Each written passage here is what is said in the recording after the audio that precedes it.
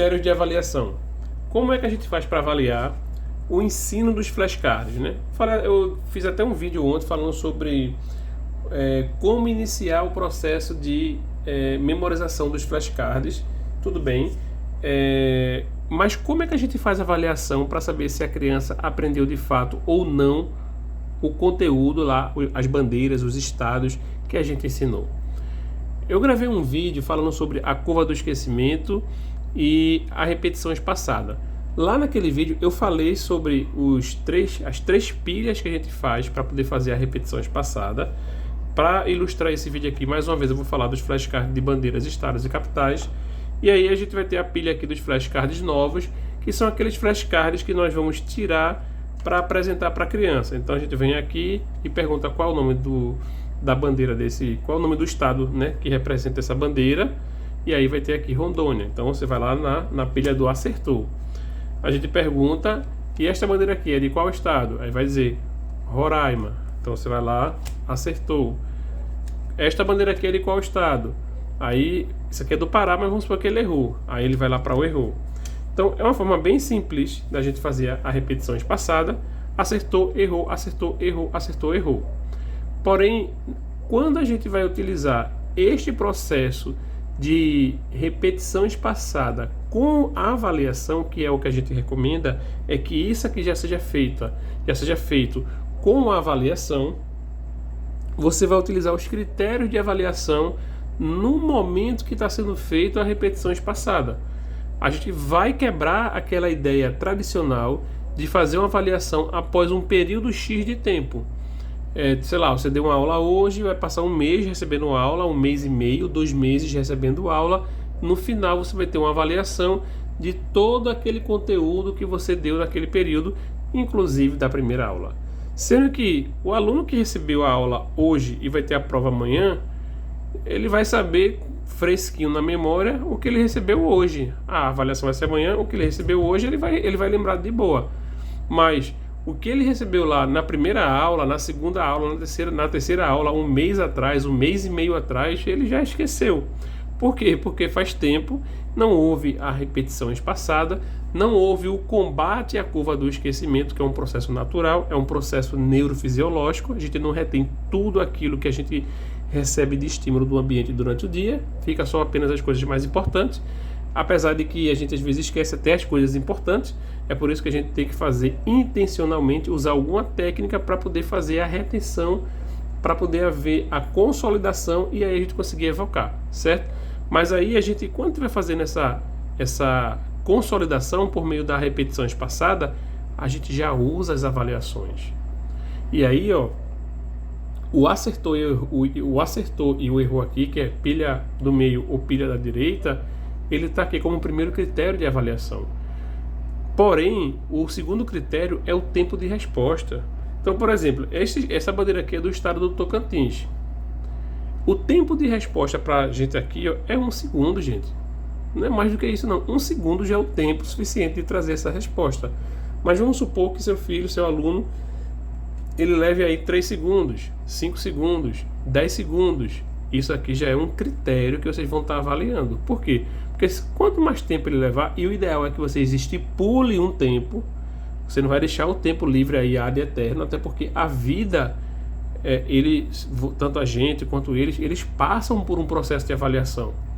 Então vamos lá, eles vão fazer uma entrevista de emprego. Aí lá na empresa fala assim, faça uma redação.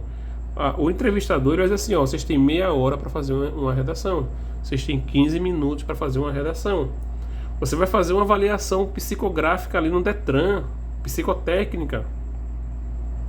Na avaliação psicotécnica no Detran, existe tempo lá. Eu acabei de fazer a renovação da habilitação. Existe o tempo. Você vai fazer uma avaliação do Enem. Você vai fazer uma avaliação de algum concurso militar. Você vai fazer avaliação de algum cargo público. Então, as avaliações, de um modo geral, elas têm um tempo, entendeu? Para você entregar ali a resposta que a avaliação pede para poder cumprir o critério mínimo de aprovação.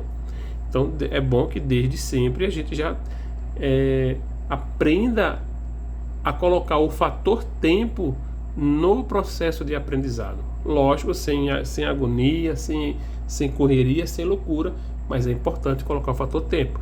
Se ele demorar muito para responder, coloca em outra pilha. Não coloca não acertou simplesmente, coloca em outra pilha, acertou, mas numa pilha de tempo demorado, para poder você revisitar aquilo ali e fixar. E quando você apontar a bandeira como um gatilho assim, pô, ele vai lá e dá a resposta. O outro critério de avaliação é a confiança na resposta que foi dada. Sabe aquela pessoa que responde perguntando? Aí você pergunta de que estado é essa bandeira, ele fala assim, ó, Tocantins? Ele faz uma pergunta, ele não respondeu, ele fez uma pergunta de volta. Aí você faz o quê? Acertou, coloca lá. Opa, qual é a confiança que ele está dando na resposta? É uma confiança, ele tem convicção de que a resposta é correta, ou ele chutou a resposta, ou ele perguntou a resposta. Isso aí é um critério de avaliação. E o último critério que eu coloquei aqui de avaliação é o critério de raciocínio. Se você utilizou alguma estratégia para poder chegar naquela resposta, se você utilizou alguma metodologia para chegar naquela resposta, e aí, ó, detalhe, isso daqui só chega quando ele não cumpre os outros. Ele acertou no tempo correto, com confiança. Isso aqui nem precisa.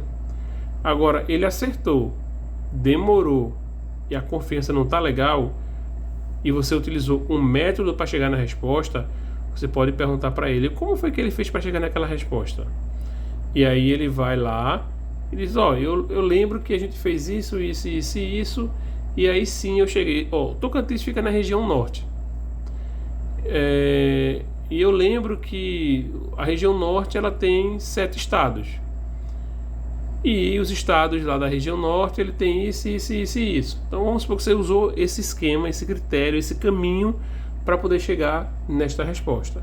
Então, se ele utilizou isso, poxa, ele pensou, ele lembrou do processo que ele adquiriu o conhecimento. Aí sim, beleza, cheque, massa, muito bom. Porém, mesmo assim, ele vai para uma pilha para poder se voltar a repetir com mais frequência, para que a resposta seja um gatilho, entendeu? Ativou o gatilho, pum, vem a resposta. Ativou o gatilho, pum, vem a resposta. Então, não se surpreenda, são apenas 26 cards. As crianças absorvem isso aqui numa rapidez imensa. A gente que já é mais velho, a gente consegue memorizar. Então você vem aqui, ó. Tocantins, Pará, Roraima, Rondônia, Amapá, Maranhão, Piauí, Bahia, Pernambuco, Alagoas, Paraíba, Ceará, Rio Grande do Norte, Sergipe, Rio Grande do Sul, Paraná, Santa Catarina, Distrito Federal, Goiás, Mato Grosso do Sul, Espírito Santo, Rio de Janeiro, São Paulo, Minas Gerais, Acre e Amazonas. 26 estados, aqui dá o quê? 10 segundos, 20 segundos. Imagina uma criança, tá com a memória fresquinha, todo vapor. Então, estes aqui são os flashcards de bandeiras, estados e capitais. Se você se interessou, entra no site da Supermente, supermente.com.br, vai na categoria do produto, Geografia Bandeiras, e adquire esta caixinha individualmente. Na página principal só tem um kit de bandeiras, que o kit é composto por essa caixinha, mais 5 caixinhas dos países, das bandeiras dos países do mundo. Vou deixar aqui também embaixo o link, né, e o cupom de desconto para que vocês possam aproveitar e adquirir agora mesmo os flashcards da Supermente.